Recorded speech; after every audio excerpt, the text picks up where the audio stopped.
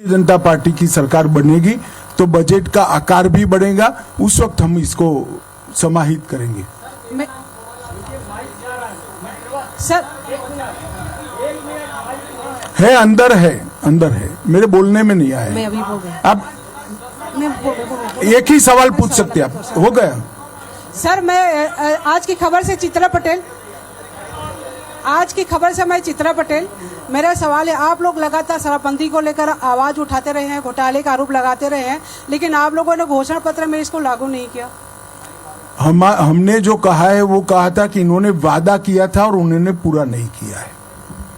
शराबबंदी ज्यादा नुकसान न करे, इस प्रकार की आबकारी नीति हम लेकर आएंगे जिससे बच्चों का, बीमारों का और व्यसनी बनने का सवाल न खड़ा हो। इसको लेकर हम जरूर आएंगे।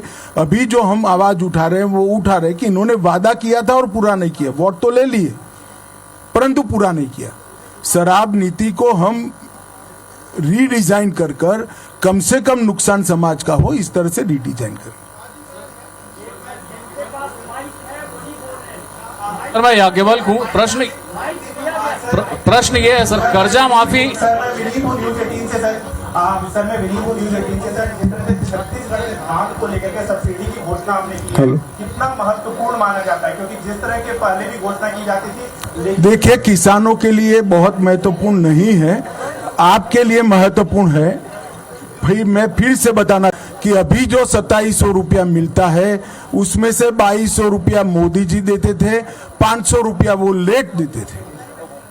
अब हमने तय किया है कि हमारी सरकार बनने के बाद 3100 रुपया देंगे, तो दोनों भाजपा की सरकार भुगतान करेगी। मंत्री जी, मैं संदीप तिवारी जागरण से हूं, दैनिक जागरण से। एक सवाल ये है कि कांग्रेस ने कर्ज माफी का वादा किया है, तो इसको आप कितना चुनौती मानते हैं छत्तीसगढ़ में? देखिए, अब कर्ज माफी से ज्यादा भ्रष्टाचार कर वो पैसा लेकर चले गए हैं। अगर भ्रष्टाचार न करते तो सब बाकी सब कुछ हो जाता। सरकार, जनता कई पहलुओं पर सरकार बनाती है और मुझे भरोसा है कि यहाँ नक्सलवाद की कंट्रोल भी एक मुद्दा है, अच्छी कानून और व्यवस्था भी एक मुद्दा है, किसान और इंडस्ट्री की वृद्धि भी एक मुद्दा है, पारदर्शी भर्ती भी एक मुद्दा है। हमने सारे मुद्दों को एड्रेस किया है। सर मैं राजेश मिश्रा बोल रहा हूँ IBC 24 से। किसान इस बात का इंतजार कर रहे हैं कि बोनस कब मिलेगा, क्योंकि रघुवर सिंह सरकार के साथ वादा हुआ था कि बकाया बोनस मिलेगा। आप इसको डिटेल पढ़ लेना, जवाब मिल जाएगा। सर मैं अवधेश मिश्रा हूँ, जब VSTV से। सर मैं आपके बाएं तरफ को इधर हूँ। सर रेवड़ी को लेके बड़े इस बात की चर्चा थी कि रेवड़ी नहीं बांटी जाएगी, लेकिन घोषणा पत्र में कई ऐसे वादे और दावे हैं जो रेवड़ी के आसपास दिखाई पड़ते हैं। आसपास दिखाई पड़ते हैं, वो आपके चश्मे का प्रॉब्लम है, रेवड़ी नहीं है। घोषणा पत्र आने के पहले ही कांग्रेस ने यहाँ पे 17 गारंटियों की मंच से घोषणा कर दी। उसमें एक बड़े कॉन्फिडेंट होकर बोल रहे हैं जातिगत जनगणना इसका कोई तोड़ नहीं है। देखिए, ऐसा है कि इस मुद्दे पर हम राष्ट्रीय राजनीतिक दल है, वोटों की राजनीति नहीं करते हैं। सभी से चर्चा कर जो उचित निर्णय होगा वो जरूर हम करेंगे और बताएंगे, परंतु इसके आधार पर चुनाव की नैया पार लगाना ठीक नहीं। और भारतीय जनता पार्टी ने कभी इसका विरोध नहीं किया है, परंतु बहुत सोच समझकर निर्णय करना पड़ता है। उचित समय पर हम बताएंगे।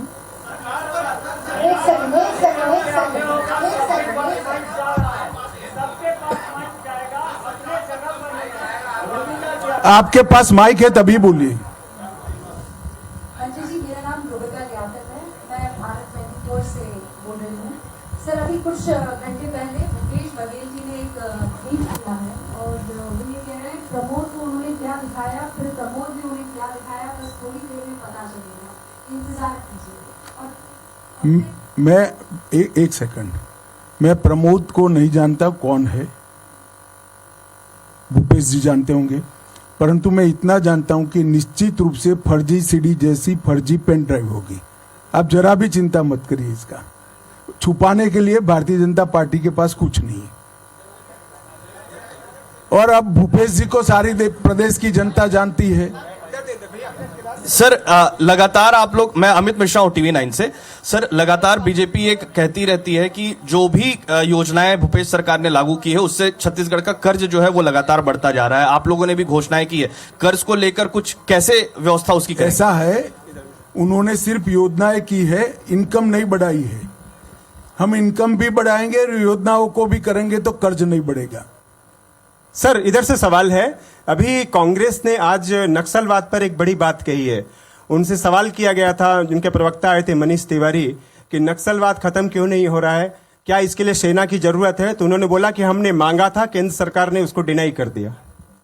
जरा मनीष तिवारी जी सार्वजनिक करे, कहाँ मांगा था, किसके पास मांगा? अपनी पत्नी के पास मांगने से सेना नहीं आता है। अमित जी एक सवाल ये था कि जो केंद्र मैं सर हिमांशु तिवारी बोल रहा हूँ, टाइम्स नाम भारत से। सर अभी कुछ दिन पहले जो भूपेश बघेल उन्होंने कहा कि बीजेपी का जुमला पत्र और NSL अडानी दिखता है, वो फिर से टारगेट करने की कोशिश कर रहे हैं, क्या? देखो भाई, पढ़े बगैर अगर कोई इसको जुमला बताता है तो वो ही अपने आप में एक जुमला है। घोषणा पत्र तो मैंने अभी घोषित किया, इतने में उन्होंने जुमला पत्र घोषित पढ़ा भी नहीं है। भूपेश बाबू जरा पढ़ो तो विश्वसनीयता बढ़ेगी। ऐसे कैसे काम करते हो सार्वजनिक जीवन में? अमित जी सवाल ये था कि जो धान पर समर्थन मूल्य आपने घोषित किया 3100 रुपए देंगे, लेकिन ये MSP केंद्र सरकार तय करती है और पिछले कई सालों से ये देखा गया है कि बोनस जो है उस पर आपत्ति रही है केंद्र सरकार की, तो कैसे मैच करेंगे? अरे यार, हमने घोषणा की, उससे आपको समझ आनी चाहिए कि केंद्र सरकार की सहमति से करेंगे। मैं विकास चंद्र न्यूज नेशन चैनल से। आपने अभी संकल्प पत्र जारी किया और तुरंत कांग्रेस की तरफ से ये कहा गया कि क्या मोदी जी मुख्यमंत्री बनने वाले हैं, कि मोदी जी गारंटी दी जा रही है? मोदी जी देश के प्रधानमंत्री है, भारतीय जनता पार्टी के वरिष्ठतम नेता है और भारतीय जनता पार्टी मोदी जी के तत्वाधान में, हमारे राष्ट्रीय अध्यक्ष जी के तत्वाधान में काम करती है। तो भारतीय जनता पार्टी का हर वादा हमारे नेतृत्व का वादा होता है।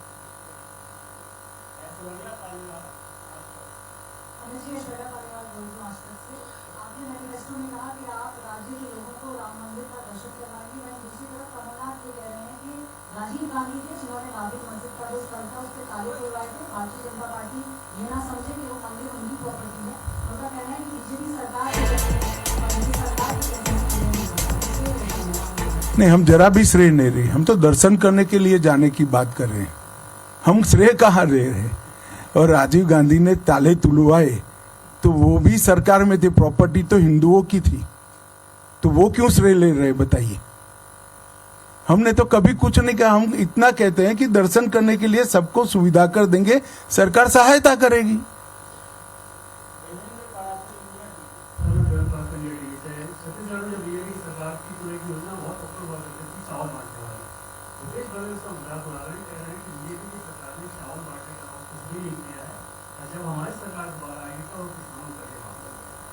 चलिए, अब इसको भूपेश जी की हर बात का मैं जवाब नहीं दे सकता। आप इतने सीरियसली मत लीजिए, अब समय हो गया है उनको हल्के से लेने का। चलिए, धन्यवाद मित्रों, बहुत बहुत धन्यवाद।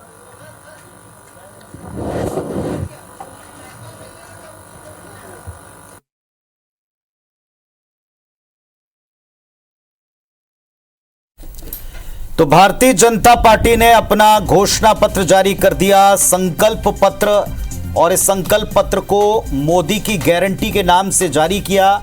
मोदी की गारंटियों में 20 गारंटियों का जिक्र भारतीय जनता पार्टी ने प्रमुख तौर पर किया है और इन 20 गारंटियों में सबसे बड़ा लाभ, सबसे पहली और बड़ी घोषणा कृषक उन्नति योजना के नाम से लाई गई है। ये कृषक उन्नति योजना वायदा करती है किसानों से 21 क्विंटल प्रति एकड़ धान की खरीदी का। ये वायदा करती है 3100 रुपए में धान खरीदने का और एक मुश्त भुगतान का, वो भी नगद में इसका भुगतान किया जाएगा।